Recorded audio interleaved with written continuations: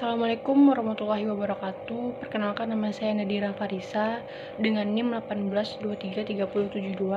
Saya berasal dari Prodi Manajemen Pajak angkatan 2018. Baiklah, di sini saya akan menjelaskan sedikit materi mengenai DJP online. Yang pertama yaitu pengertian dari DJP online. DJP online adalah salah satu aplikasi pajak online dari Direktorat Jenderal Pajak yang fungsinya memfasilitasi masyarakat atau wajib pajak dalam melaporkan SPT atau pembayaran pajak melalui aplikasi online seperti e-filing dan e-billing. Dan saat ini DJP merupakan salah satu lembaga terpenting yang ada di negara Indonesia, karena 80% pembiayaan negara itu berasal dari APBN negara, yaitu pajak. Lalu selanjutnya yang kedua yaitu mengenai tujuan dan manfaat dari DJP online.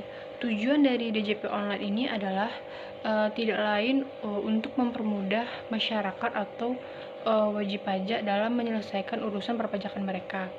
Melalui aplikasi ini, wajib pajak atau masyarakat dapat dengan mudah menyelesaikan urusan perpajakan mereka di mana saja dan kapan saja, serta aplikasi ini lebih praktis karena wajib pajak tidak perlu mengunjungi kantor pelayanan pajak. Lalu selanjutnya yaitu hambatan DJP online.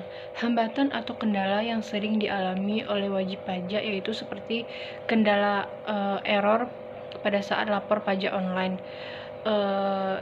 Terlebih jika mereka kurang akrab dengan internet, maka itu akan lebih menyulitkan mereka.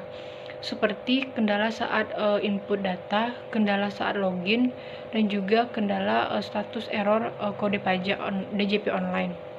Lalu selanjutnya yaitu mengenai e-billing, e-filing, dan e-fin. Yang pertama yaitu e-billing. E-billing adalah salah satu cara pembayaran pajak elektronik dengan pembuatan kode e-billing atau ID e-billing terlebih dahulu. Lalu yang kedua yaitu e-filing. E-filing merupakan salah satu cara pelaporan SPT elektronik secara online melalui website atau penyedia jasa SPT elektronik lainnya. Lalu yang ketiga yaitu e-fin. E-fin adalah nomor identitas yang diterbitkan oleh DJP untuk kepada wajib pajak untuk melakukan transaksi elektronik yaitu seperti e-filing. Lalu SPT online. SPT online adalah pelaporan pajak yang dilakukan oleh wajib pajak atau masyarakat secara online yang lebih kita kenal sebagai e-filing.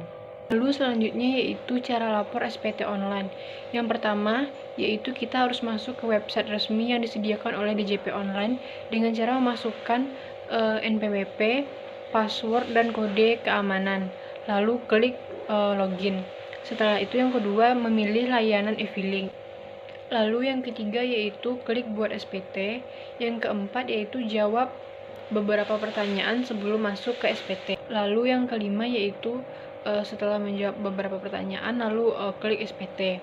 Yang keenam, isi formulir SPT seperti tahun pajak, yaitu misalnya seperti tahun 2018.